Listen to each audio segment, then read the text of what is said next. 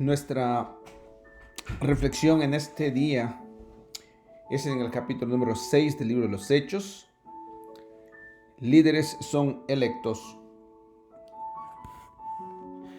Leer y estudiar el libro de los Hechos es muy importante para nosotros los cristianos. En este libro se narra de manera cronológica los eventos. Nos enseña cómo la iglesia se fue desarrollando.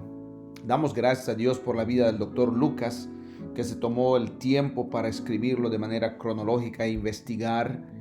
Esto le da mucho valor para nosotros como cristianos, y a todos debiera el contenido del libro de los Hechos. En el capítulo número 6 vemos el primer desacuerdo entre los cristianos, que hace necesario nombrar a otro grupo de líderes, además de los apóstoles, para que se ocuparan del trabajo de la iglesia. Los apóstoles estaban predicando, enseñando, se ocupaban de la parte espiritual, pero hubo necesidad de nombrar a otras personas para servir las mesas, o sea, llevar el pan, servir el pan, ayudar especialmente a las viudas. Recordemos que hablamos de que la iglesia no es una institución, organismo que gira hacia adentro, sino más bien gira hacia afuera. Cuando la iglesia comience a girar hacia adentro, entonces ha perdido su propósito, su misión. Aquí vemos el oficio del diaconado. Fue para que los apóstoles se concentraran en lo que Jesús les había encargado que hicieran: predicar y enseñar la palabra del Señor, predicar el evangelio. Uno de los principios que debemos notar es que ninguno de los apóstoles se autonombró o un diácono se autonombró. Todo líder fue electo por el grupo de líderes, y más adelante veremos que la iglesia es quien envía a los misioneros, o sea, envía a aquellos líderes. También es importante que aprendamos que los líderes, en este caso, los diáconos, deberían al menos tener 3 requisitos: buen testimonio, llenos del Espíritu Santo y llenos de sabiduría.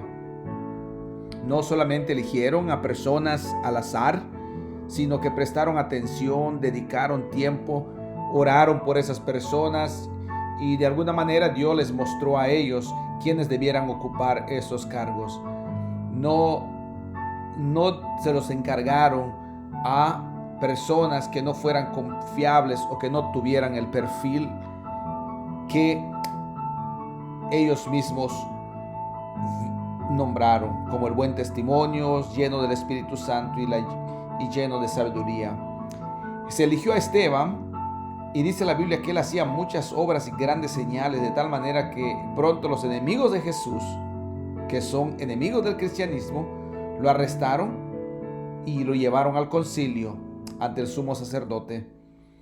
¿Le suena esta historia conocida? Ya vimos que esto es lo que va a suceder.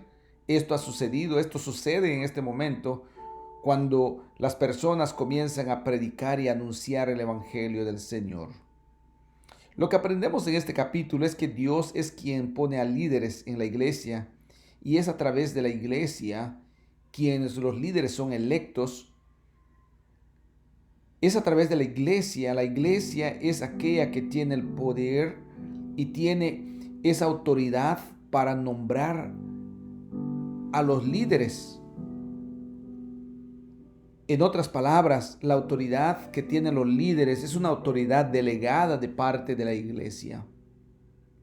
En la iglesia del Señor Jesucristo, los líderes no se autonombran, y damos gracias a Dios que Él nos dio una prescripción para el liderazgo de su propia iglesia.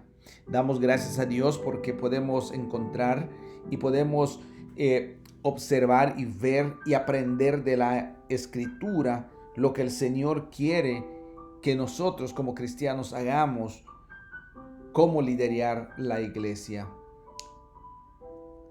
Los líderes son electos.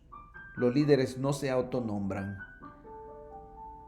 Una iglesia que se autonombra, o alguien o una persona se autonombra líder de una iglesia, hay muchas dudas, hay muchos signos de interrogación, y me parece, al menos veo en la escritura, que no hay una prescripción de autonombramiento.